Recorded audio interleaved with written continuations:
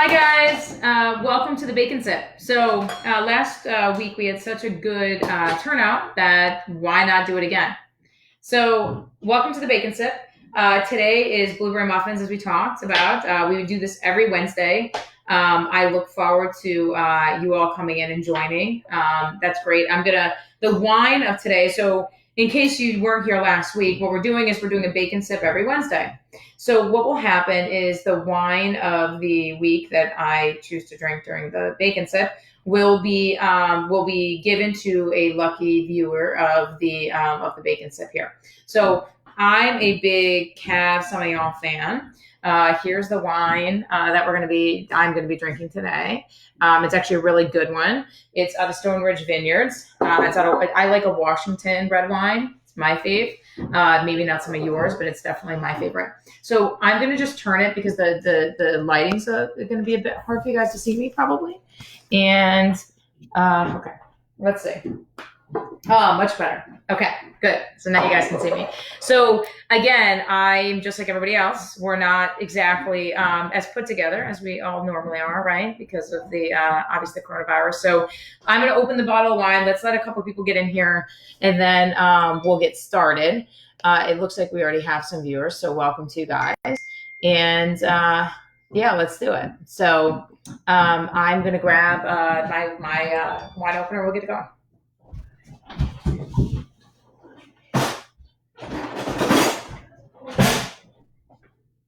And if you hear a child in the background, that's because I have a child, and he's playing with a ball in the background. I tried to get him to be my sous chef today, and he didn't want to do it. So his loss, not ours.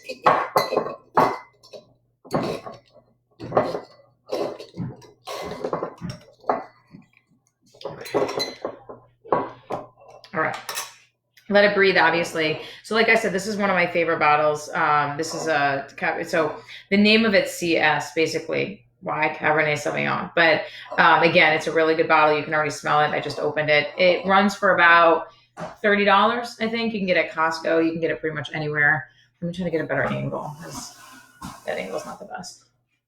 All right, good. All right, I'm going to grab a sweater because I'm a little cold, and then we'll get going.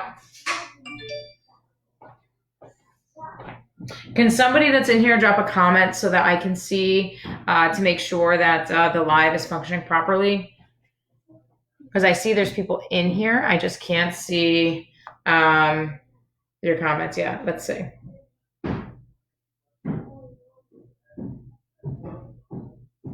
So I'm just going to check it out now. Okay, good. So for whatever reason, I'm going to run it here so I can make sure I answer any of your questions. You have a new message. I'm using this at the computer because you guys said you had a little bit of issues seeing me on my cell phone last week. So in the event that it feels like I'm looking somewhere else or what have you, I'm actually looking at the camera, but it may look like I'm looking at the side because that's where you guys all are listed. All right, so we're going to make some blueberry muffins. And these are, it's coming in loud and clear. Perfect. These are awesome. They're super easy to make. Super, super, super easy to make. And they're really good. I get compliments on these all the time. We had some masonry work done in the backyard, and I'd made these for the guys every day. I'm just going to move this back because I had it set up somewhere else, but the lighting was off. Perfect. Okay, good. So you don't need a lot of ingredients for these. All-purpose flour, always use all-purpose for these.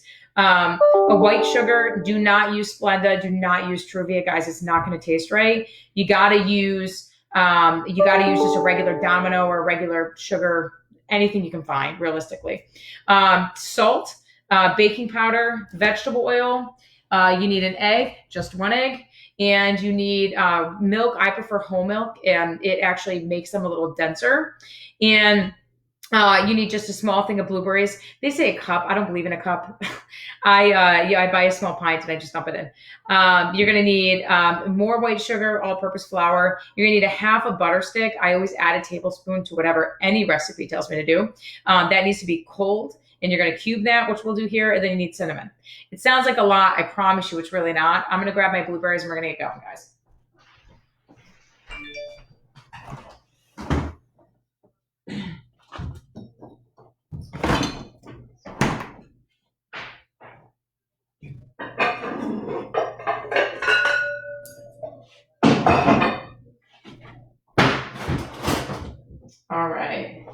Now just one more thing and we are good to go. You guys all have heard my wooden spoon theories. I've shared it last week where I only like to use wooden spoons. It's true. I think it mixes better.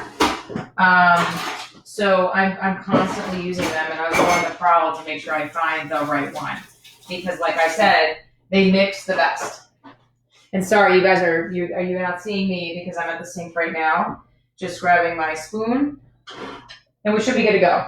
So everybody loved these bowls last week. They were asking me where I got them. I got these at Costco. Okay, these are like $18. It comes with a 3-pack of them.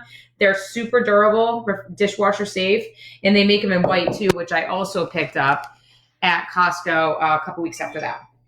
I will watch while I drink wine. Yes, that's a point. Everybody should be watching when they drink wine, right? So my wine, it's not fully breathed yet, but we can test it out here and see. I haven't had some of this bottle in about 6 months, so. And it's awesome. So you guys will like it. It's like a little sweet, a little bitter. My opinion, it's one of the better Cabernet Sauvignons on the market. I like a Prisoner, which is a red blend. I'll do that one week. That's like a $50 bottle, but it's one of my faves. All right, so let's get down to it. What do we do first? Well, what you're going to want to do is you're going to want to take a 1.5 cups of all-purpose flour. Do not use gluten-free flour for this recipe. It will not work. It will be a disaster. Don't do it, okay? So 1.5 cups of all-purpose flour. You're going to throw it into the big bowl, right? Boom, done. These I also got questions on. These are Crate and Barrel. So you can get these at Crate and Barrel. We got them for our wedding. So again, Crate and Barrel. The brand on the bowl is, I don't know. It just has a little design on the bottom. I don't know what it is. These though are Crate and Barrel brand. So 3/4 cup of white sugar. So again, this cannot be Truvia. This cannot be Splenda. It won't taste right. It will be too sweet. So 3/4 cup of white sugar.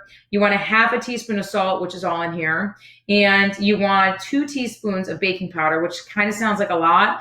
Kind of is a lot, but it prevents the muffins from doing things they're not supposed to be doing. Many people have tried to cut the recipe. I've seen responses online to this particular recipe or similar ones. It doesn't come out right. You have to use 2 teaspoons of baking powder. And if I can, I'll show you this. In my opinion, I know I told you guys, this is the best for baking powder, xanthan gum, baking soda. It's Bob's Red Mill. You can get them at Big Y. You can get them on Amazon. Fantastic. And it's easy because you just seal it up and put it away. So that's that. All right. Then you're going to want to, so now you have your 1.5 cups of all-purpose flour, 3/4 cup of white sugar, 1/2 teaspoon of salt, 2 teaspoons of baking powder. You're going to mix it up. Easy, right? I'm super big into mixing. I have tried with this recipe to sift the flour. It actually makes the muffins come out too crunchy on the outside. So I would not recommend you do that. But some people prefer to do it, and that's fine. And again, I'm just going to move the computer back so you guys can see me so my head doesn't look cut off, guys. Hold on.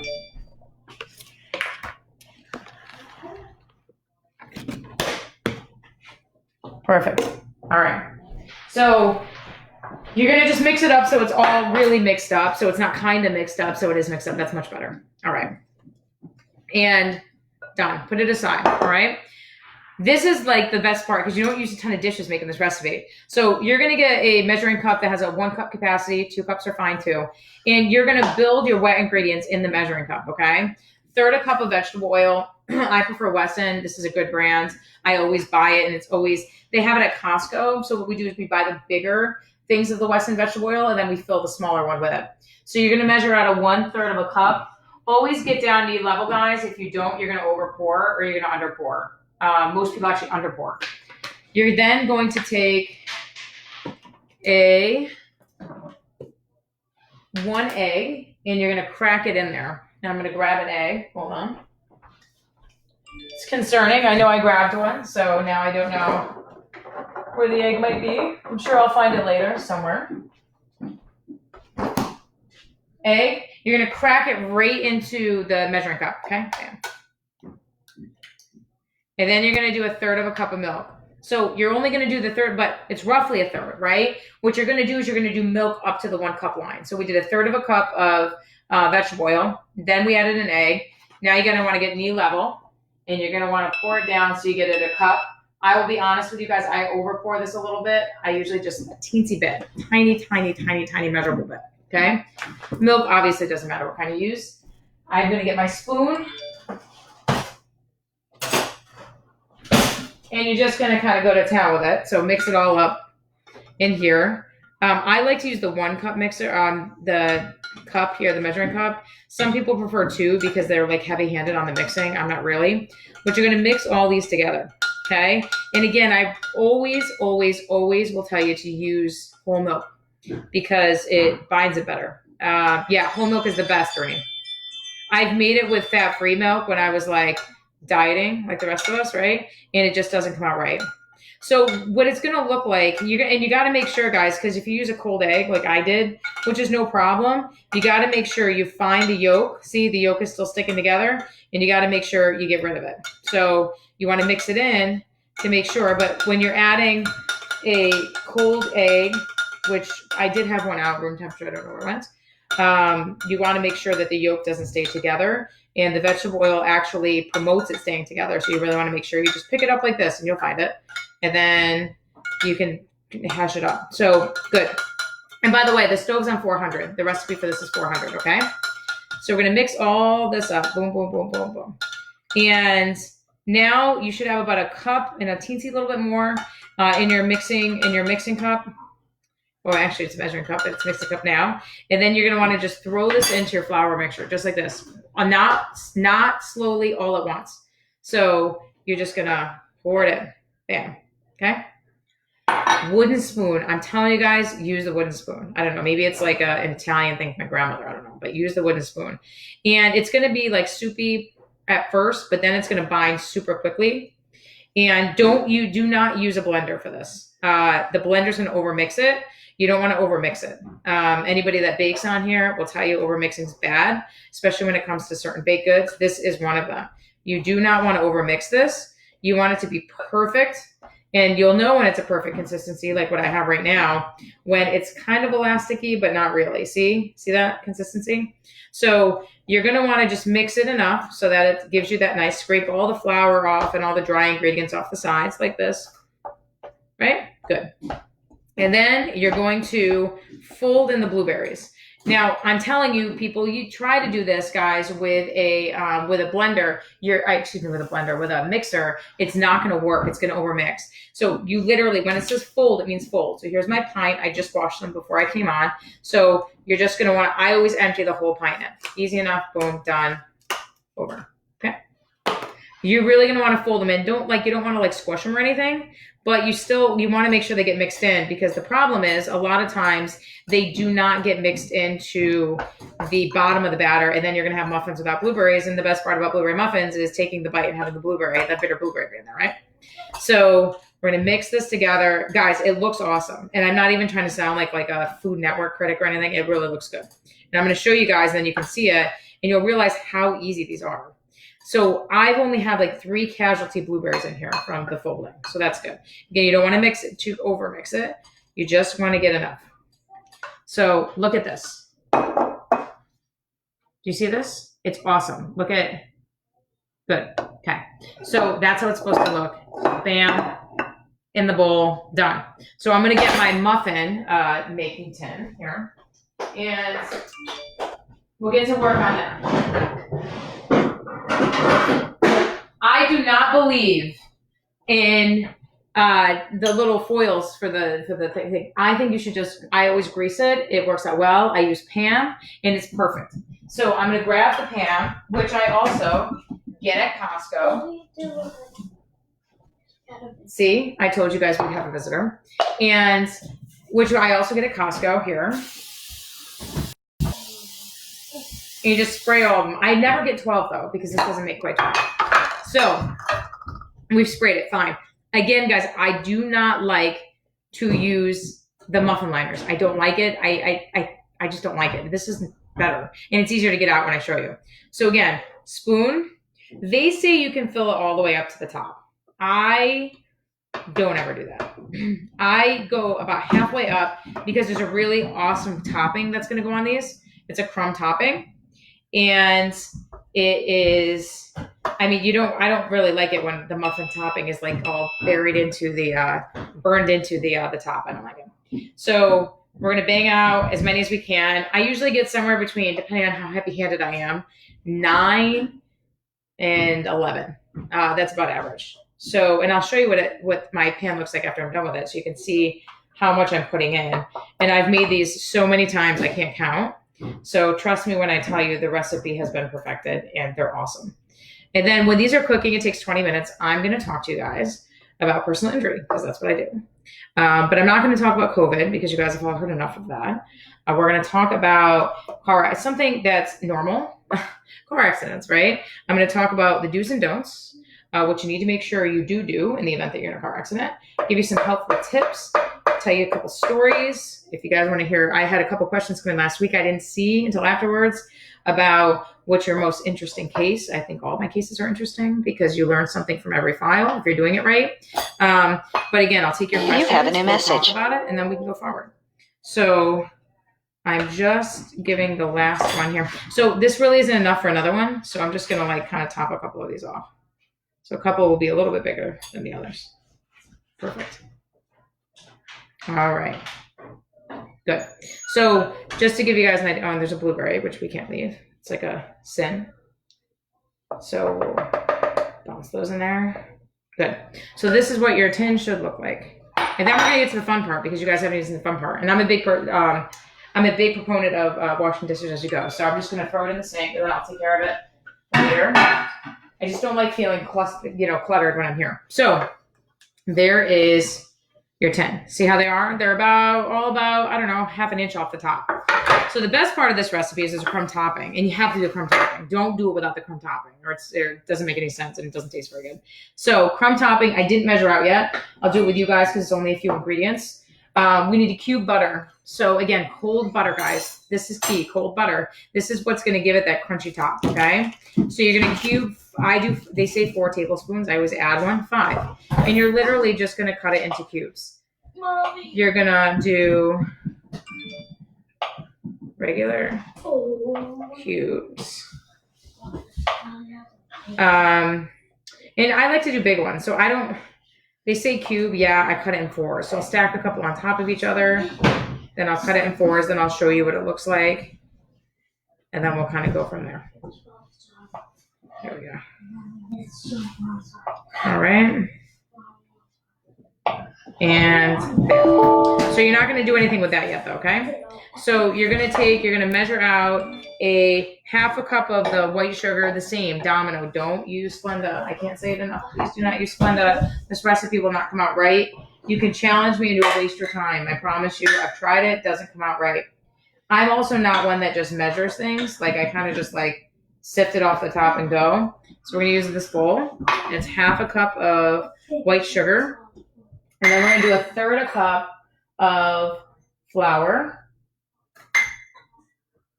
Which I didn't pull out. Hold on, guys. I just need my 1/3 cup.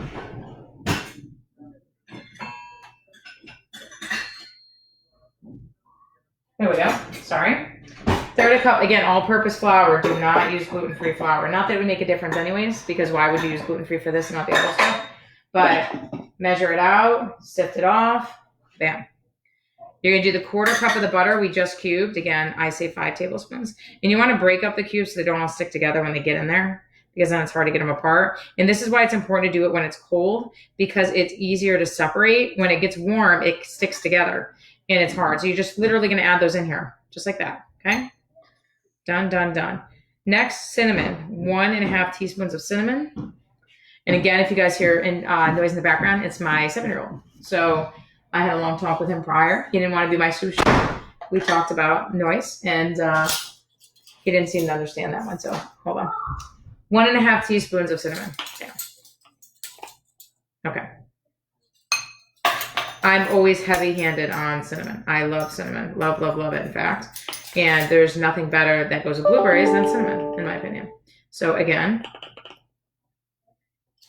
that's probably closer to 2 teaspoons, but that's fine. You're going to mix all this together. Use your spoon. You can reuse it, right? It's all going in the same place. You want to get the butter coated, and you want to get the cinnamon mixed in with your flour and your sugar. You don't want some to get sweet and then some to get nothing, because flour tastes like nothing when it's made and it's not made properly. So it doesn't taste very well, in my opinion. All right, so we're just mixing it up together. All right, you guys can hear all kinds of crazy noises. My Ring doorbell, my phone, the whole thing. Okay, so we've mixed it all up. This is what it's gonna look like. See the butter cubes in there? Then you're gonna take it. So I always do it this way. I always make sure I get a butter cube, and you're literally going to just drop it like nice and neatly, like sprinkle it, okay, onto each muffin. You're going to want to make sure each muffin gets at least one butter cube, because the butter is what's going to melt and give it that crunchy, nice, awesome flavor on top, okay? So it's going to seem like a lot. It's really not. It's going to cook really nice too. So I'm just putting it on all these, and I'll show you what they look like in a second. And then I'll put them in the oven and we'll talk personal injury. Hopefully everybody's staying healthy and you guys are staying inside. Well, at least as much as you can. It's nice outside now, so obviously take a walk, but it's just make sure you follow the guidelines so we can all get out of our houses and go back to work, right? We can all do our part to make that happen. All right, so this is what they're gonna look like when they're done. See? All dressed, covered, nice, the whole thing. There's your muffin. So I'm going to put them in for 20 minutes, okay? And it really is a good 20 minutes. And then we're going to talk some personal injury. Then you'll see the finished product. And then we'll go from there, okay? All right. Remove some stuff out of my way so you guys don't have to stare at a bunch of kitchen preparation things. Move everything out of the way.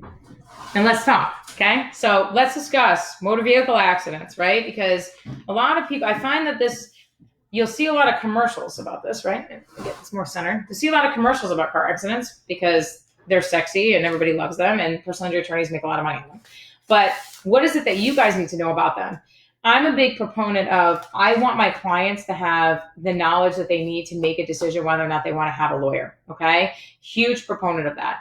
If my client feels that, I believe that if the client is educated about the situation, and after having that education about their situation, they then choose at that point to have a lawyer, that is the best relationship an attorney can have with a client.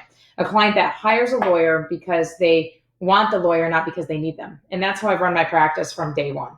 And my clients, I believe, appreciate that because their expectations are known by both parties, myself and the clients. And there's no questions down the road. Hey, what happened to, why is it this much money, or why is this, or why is that, or I didn't know this would take so long. Look, when I sit down and I sign up new clients, we discuss, and my clients know what they're facing, what they're expecting, and what the timelines are going to be. Now, I'm not a mind reader, absolutely not, nor am I have a crystal ball, or my clients would all be even basically. If I had a crystal ball and I could tell how things would come out, my clients would be much better off, just like every other client in the world, really. But that's not the way it works. So we do our best to use our education, our technology, and our experience, right, in case law. So car accidents are are obviously a very common occurrence, right? That's why people hire personal injury lawyers, okay? But what is it that you're supposed to do? I mean, if I'm a client, I don't want an attorney. I don't want to go into an attorney's office and have an attorney say to me, hey, sign on the dotted line, you need me, or this and the other thing. I don't like it. I much prefer, if I were a client, and I try to treat my clients the way I'd want to be treated, to talk, have an open dialogue with a client, right? What happened? How did it happen? Ask the questions and have the client ask me questions. When you get in an accident, if you get in an accident on a highway, here's the deal. If you break something, if you're bleeding, whatever the case might be, guys, you need to get medical attention, okay? Don't worry about the photos. Don't worry about anything else. Do not hobble out of your car with a broken leg. I've had it happen. And then move from there and try to get photos done.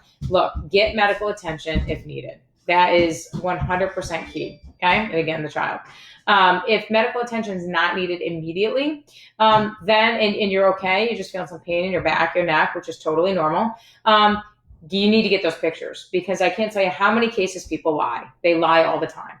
They'll tell the police one thing and their insurance company another after they've had time to think about it, all right? And it's a problem. So you do not want to be at the other end of that. All right. You do not want to have been, I have a case right now. We just went to mediation yesterday morning. And my client, the defendant's claiming, right, that my client in the middle of 95 put her car in reverse and hit his 18-wheel tractor trailer with the rear of her car, basically claiming that my client somehow survived putting her car in reverse at rush hour, and actually is the one that bumped into him. He didn't rear end her. An 18-wheeler, by the way. Okay. So did that happen? No way. Come on. Will I have such a fun time with that at trial? You better believe it. Sure. And a jury's not going to believe a word this guy says after that. But people lie is the point, and you want to make sure you protect yourself. They didn't have pictures of their car. The driver claims there was no damage to their car. My clients claim, yes, there was a lot of damage to the car. Who do you believe, right? Who do you believe? So pictures are key. But you also, guys, don't fall fool to the other driver being honest with you, because I got to be honest with you, it doesn't happen very often. If you have a driver that is like, here's my name and here's my phone number, that is not enough.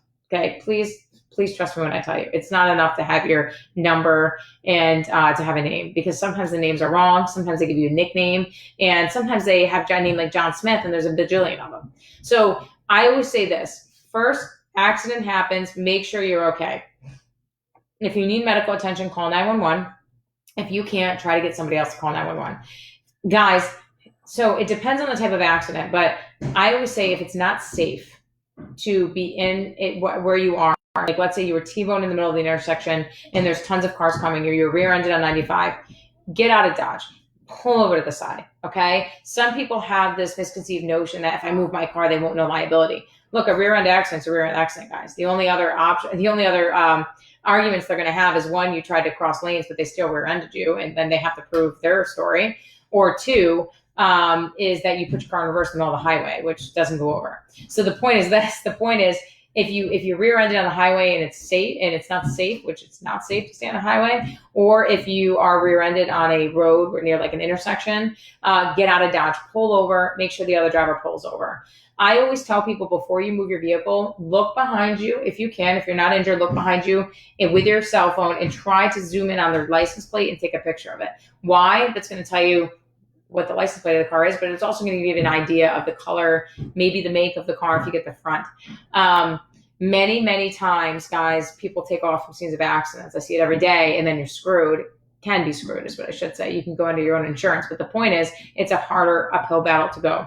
So always take that picture. You have got to hold the other driver. Pretend like you don't know this person, because you don't. They're a stranger, because they are. And you want to do your absolute research to make sure, because you have that 15 minutes or whatever it is that you're waiting for the police to do your due diligence. And if you don't, it's going to come back and bite you later. Okay. And you absolutely do not want that to happen. All right. So let's move forward from here.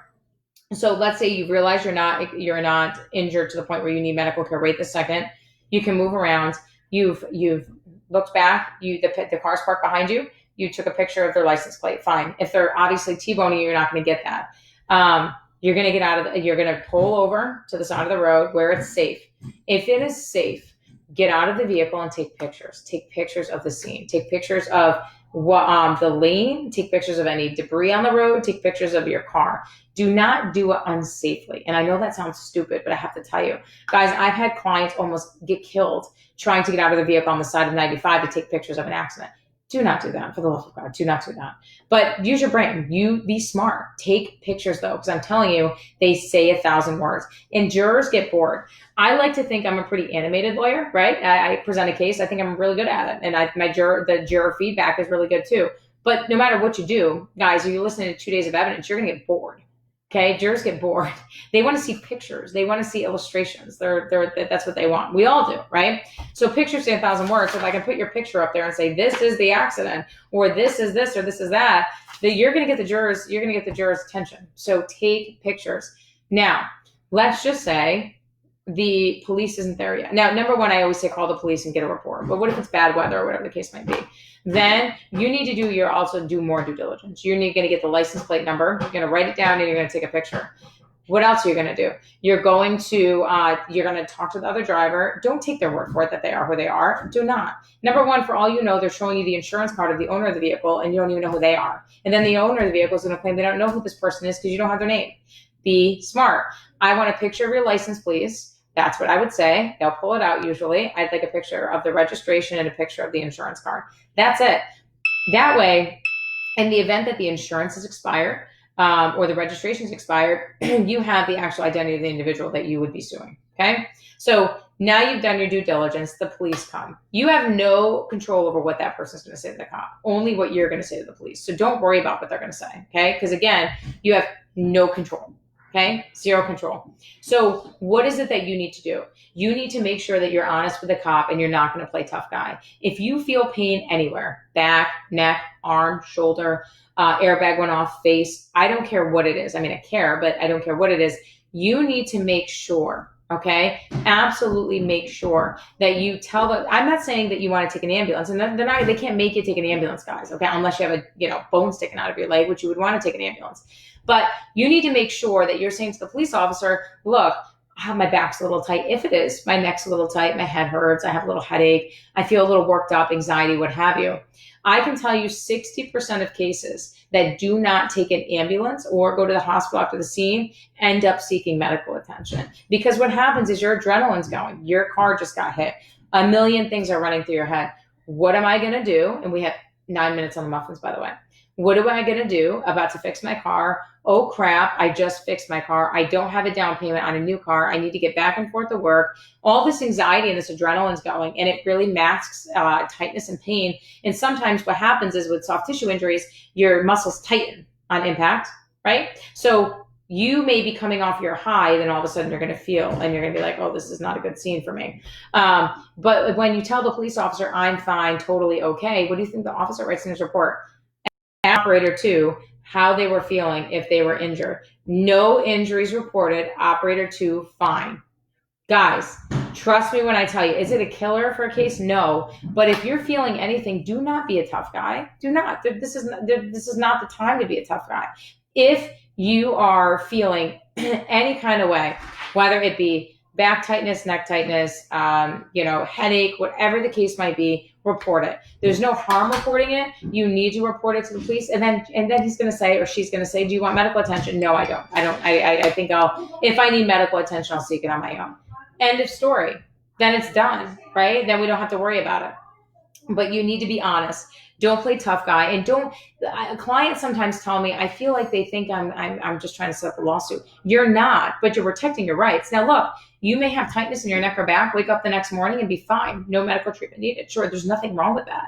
But I gotta tell you, I see it the other way many more times than I see it that way. Okay?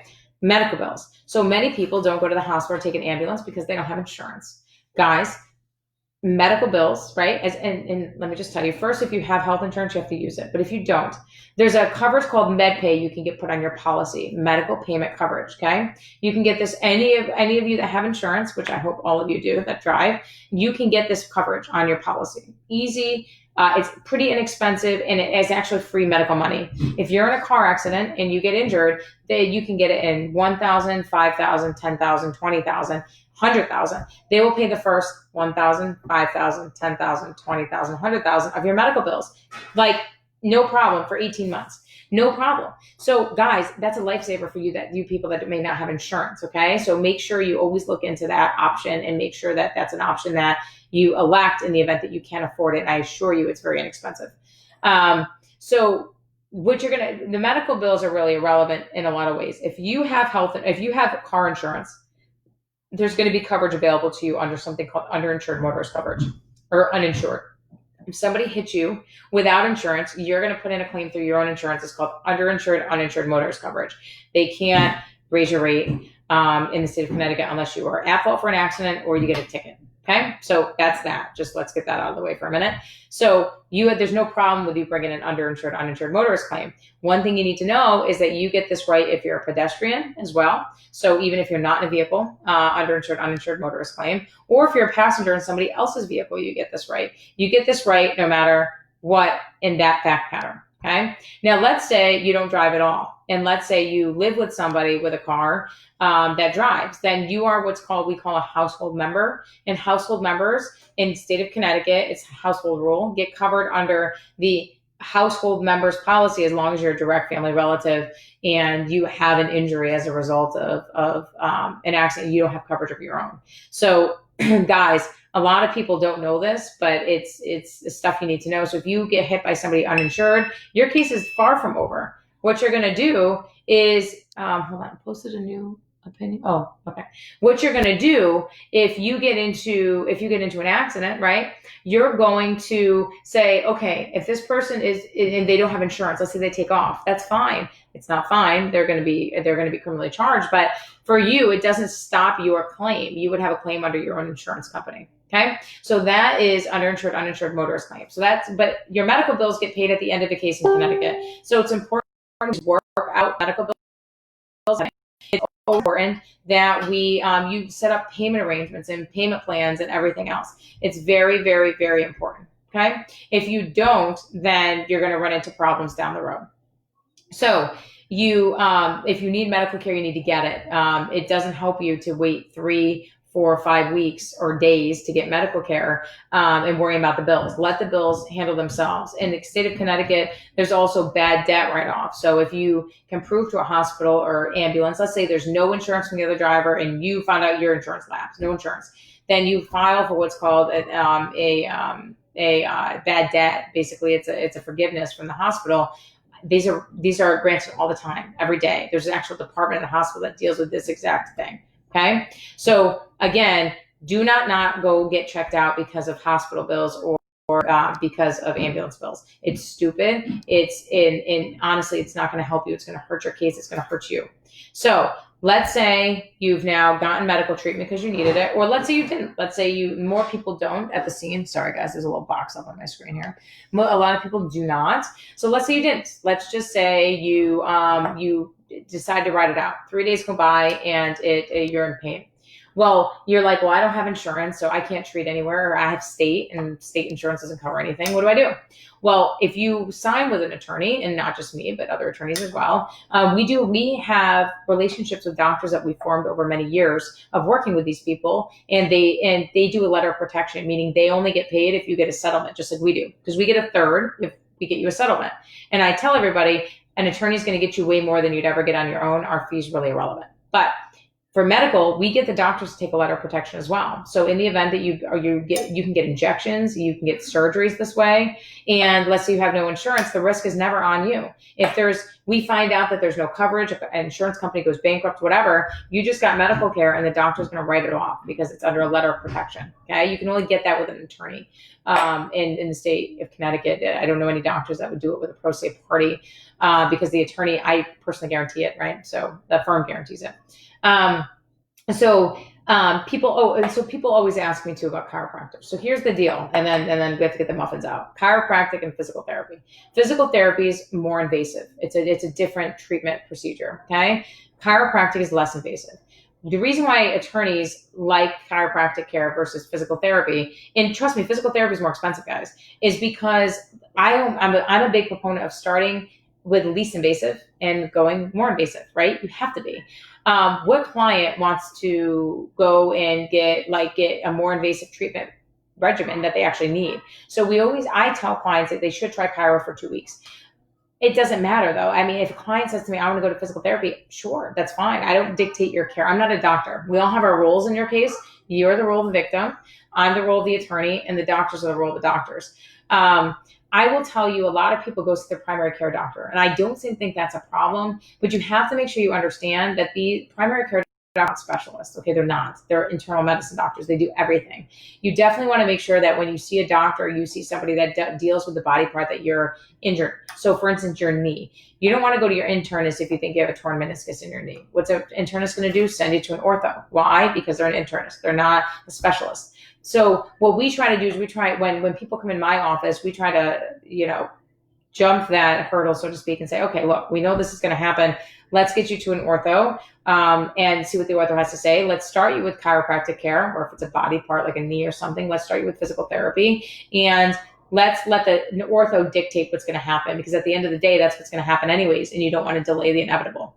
And if you have a real problem that needs a real issue and you could potentially salvage not having to get surgery on something, you want to do that.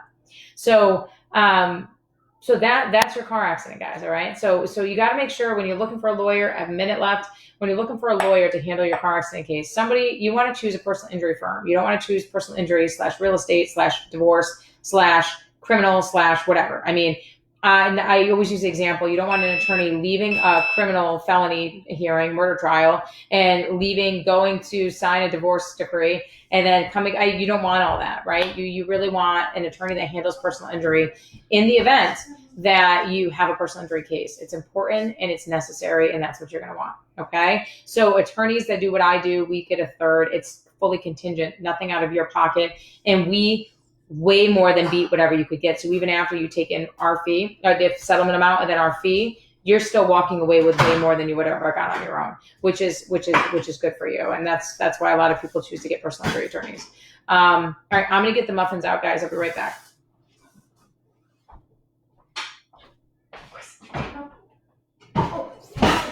I'll teach you.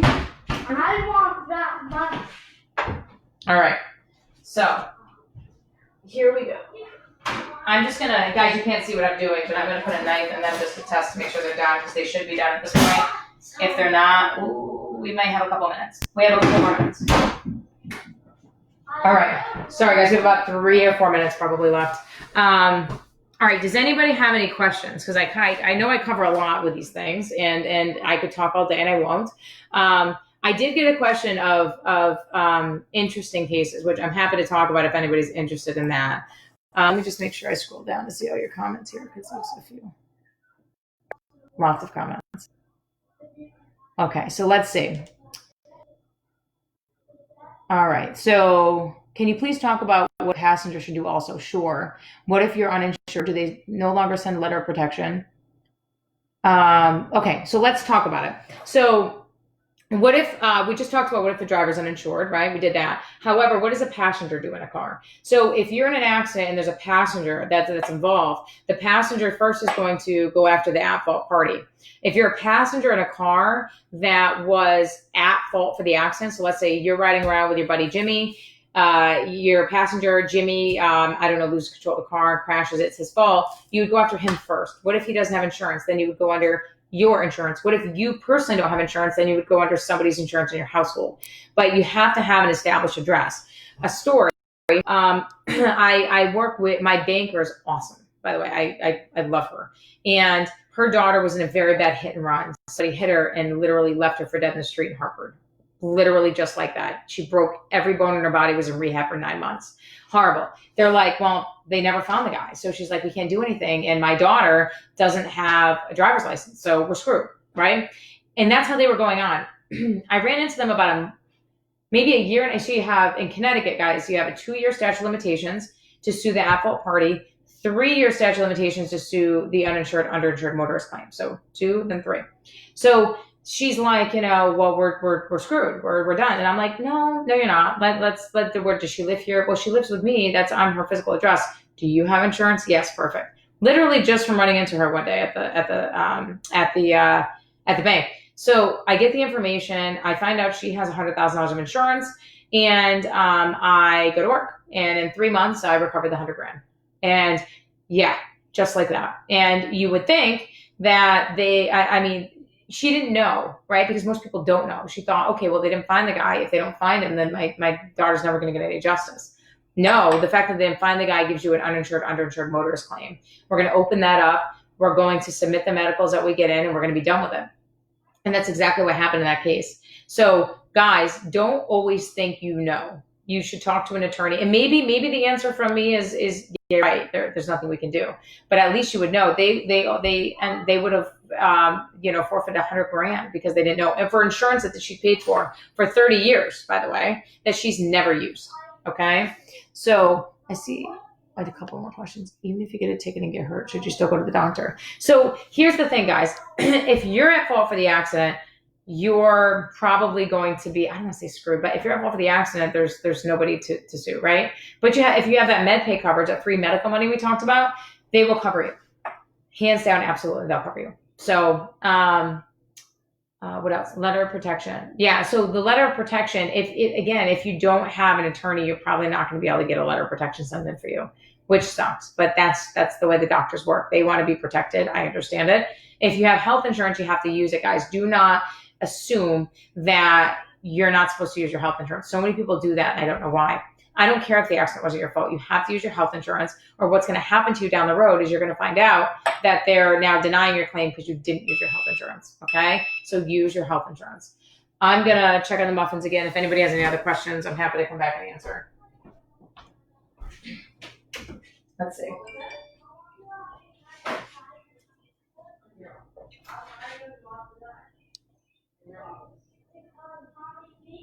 They might be done.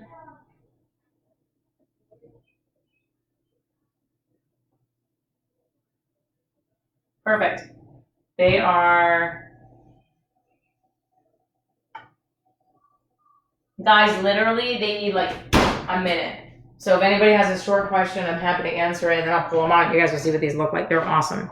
And if not, we could just all drink our wine together. So why isn't anybody posting pictures of drinking their wine? So it's Wednesday, and it's after 5.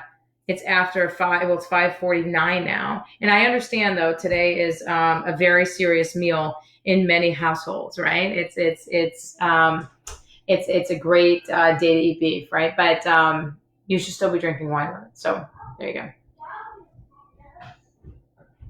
I'm gonna pull these out. I'll show them to you guys, then we'll be done. Is that a birthday balloon? Yeah. So I know you guys can see. So it was my son's 7th birthday balloon. This thing's been hanging out here since February 26th, and it's still good. So it's definitely one that's worth getting. Let me just pull the muffins, guys, and then I'll show you. All right, here we go. Perfect.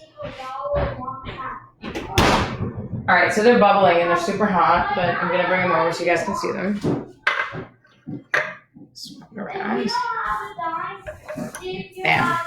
Check those out. So now I'm going to take one out and I'm going to cut it so you can see how awesome it looks inside. They're so good. Like amazingly good, okay?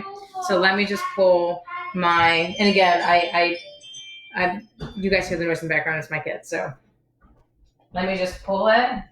I'm going to cut one and you guys can see it. And they don't stick. And I'm going to show you they don't stick.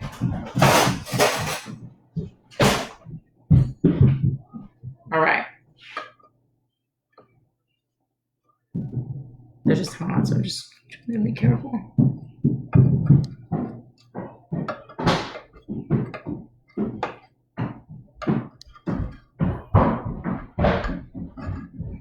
Sorry, guys, it's just a little hot. I don't want it to fall apart. Bam. Okay. So now I have the muffin. It's hot, clearly, so normally I wouldn't cut it as much. And I'm going to cut it. I usually give it more time, but I'm going to cut the inside and you guys can see it. Awesome. Bam. So you can see the steam coming off of it, right? So, but look at the inside of it. Awesome. Perfectly cooked. Didn't stick to the pan. Didn't fall apart. And they're awesome. Bam. So make these. I'm going to post the recipe online. Hopefully you learned how to make awesome blueberry muffins. I will post a picture and I will post the recipe and make them. I mean, guys, we're all home right now. Bake. I know you can now get flour. I am told it's available. So bake these things. Share them on our timeline. I'm going to pick a winner out of the viewers today to win this bottle of wine. Well, not this one, but I'll send you one. And let me know what you guys think of the blueberry muffins. I promise you're going to love them. And you're going to be very surprised by the quality and the taste of them. Okay? Anybody have any questions, you can always reach me. You can call us on our office line, 203-399-0000, extension 1. Or you can text us at 203-399-0000. Thanks, guys. Have a good one. And thanks for everybody that watched. I appreciate it. Thanks. Next week we'll do, I'm not sure yet, maybe chocolate chip cookies, or we'll do oatmeal raisin. I'll leave it up to you guys. Message me, tell me what you guys want. I'll post a poll on Monday with 3 choices. Thanks. Take it easy, guys.